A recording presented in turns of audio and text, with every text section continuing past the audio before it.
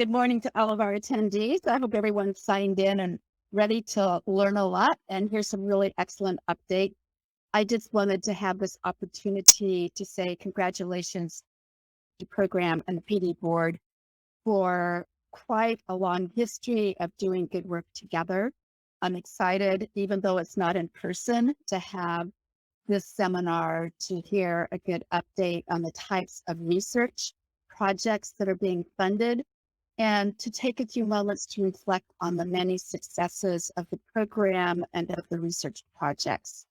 It's also an opportunity to salute the leadership, the grower and vintner community who saw a threat and worked through a lot of stuff to create this assessment program that has been invested for the good of the whole industry. And I think it's a reflection of what can happen when we work together on a statewide basis. So just congratulations. Thank you to all of our past chairs and congratulations to our newest members and a big vote of thank you to everyone who has served on the PD board and on the advisory council.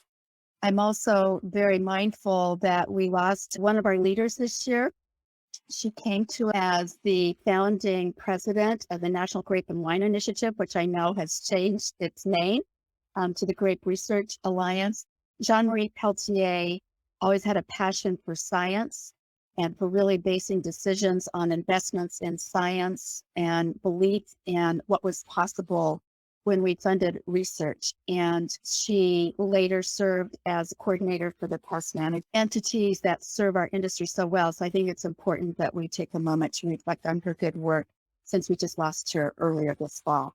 I also want to salute some of our great researchers. When I think about some of the folks I started working with over 20 years ago, some of them are still doing their good work, and I hope that they have a passion for it to continue it as part of a long and happy retirement. So thank you to all of our researchers. And then I want to say a special thank you to our staff. We've done a lot of pivots in the last 20 months, like all businesses have. And I think the PD program has done it really well. And one of the reasons is because of Craig and his entire team never taking their eye off the ball, what was needed, how we couldn't fleck up in any way, and that we still had programs in place to protect this great industry. So thank you. Congratulations. A salute to all of you. I hope you have a very successful conference.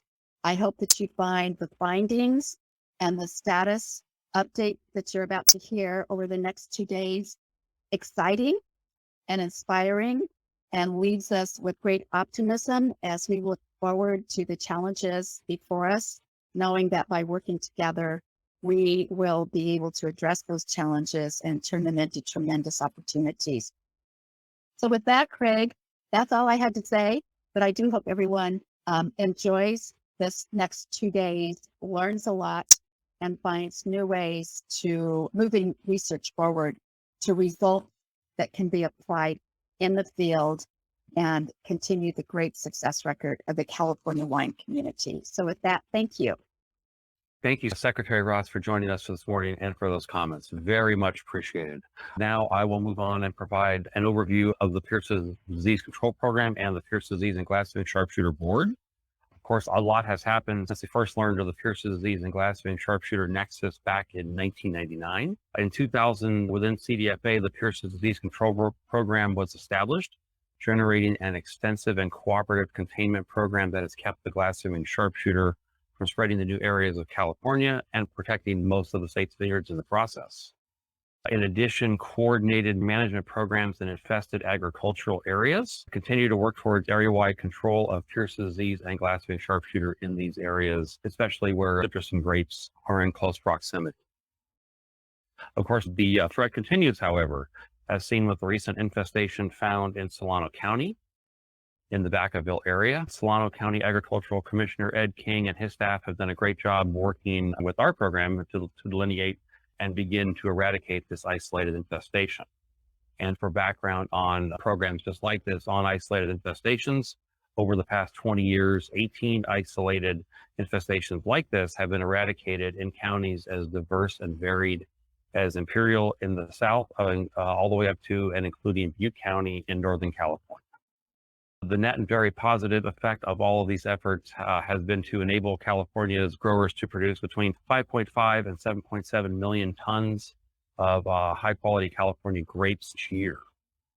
And of course, as part of all of this group, or everything that we've mentioned so far, including what Secretary Ross also mentioned, there are many have contributed to this effort, not only including federal, state, and local governments, especially including our county agricultural commissioner, but also the University of California and other research institutions, the grape and wine industry and its associations, especially the California Association of Wine Grape Growers, the Wine Institute and Family Winemakers, Nursery and Citrus Industries, and the Pierce Disease and Glassfang Sharpshooter Board, as well as the Pierce Disease Advisory Task Force that advises both the board and the secretary, and of course, many others, as this is not an all-inclusive list.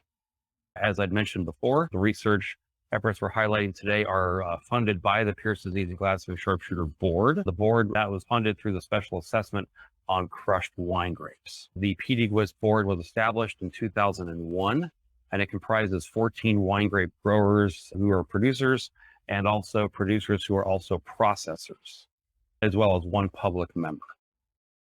In addition to funding on Pierce disease and its vectors, the PD-GWSS board is now, as of 2010, also able to fund research on other designated pests and diseases of wine grapes. And these include multiple grapevine viruses, mealybugs, brown marmorated stink bugs, and the most recently designated pest, spotted lanternfly. To everyone involved, thank you for all of your collective hard work and effort at finding solutions to Pierce disease and other designated pests and diseases of California wine grapes. And as Secretary Ross said as well, thank you all for attending, and thank you in advance to all the researchers and everyone who will be presenting today and tomorrow. And with that, I will turn it over to Nicole Shorter, who I believe is going to be providing next a wine grape outreach presentation. There you go, Nicole. Thank you so much, Craig. Good morning, everybody. I'm Nicole Shorter with Brown Miller Communications. And as Craig said, we provide outreach and education for the PD-GWSS board. Our main audience is California wine grape growers who support the board's research program through the PD-GWSS assessment. And we focus on sharing information, research developments, and actionable recommendations for the designated pests and diseases that Craig just mentioned. And we're really emphasizing the growers' return on investment. How do we do this? With regular grower communications through our website, monthly e-newsletter, quarterly newsletter, videos, social media, trade shows, and media relations. If you don't already receive our news, you can sign up for our news list by scanning the QR code on your screen. And working with researchers like you is essential to our outreach and education efforts. Your layperson summaries and conclusions in your project reports are gold for me, so thank you for your hard work on those. You'll see those are used in the research projects at a glance report and our quarterly newsletters. And so when you get emails from me asking for updates and photographs, that's where they're ending up. And I also invite researchers to share accomplishments and breakthroughs with me so that I can help you broadcast your research findings and recommendations with the industry. I've shared my email address on the screen.